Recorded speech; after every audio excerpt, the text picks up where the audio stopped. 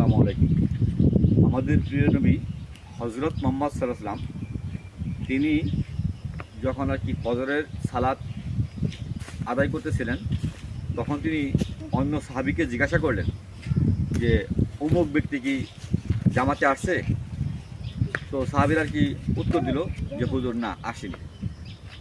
তো আবার জিজ্ঞাসা করলেন যে অমুক ব্যক্তি কি নামাজে আসছে?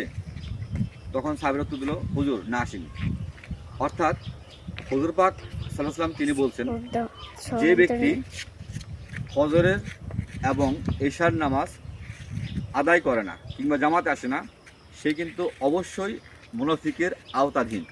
কেননা মুনাফিকরা কিন্তু দু একটা নামাজ বেশি কাজা করে, আর ফজরের এবং এশার নামাজের যে ফজিলত, এটা যদি তারা জানতো, তারা কখনোই এই এশার এবং ফজরের নামাজ কাজা করতো না কিংবা বাদ দিত না। হামাগড়ি দিয়ে হলেও জামাতে চলে আসতো, আমাদের সাথে নামাজ পড়তো। আর মুনাফিকরা কিন্তু বেশিরভাগ কাজা করে বেশি।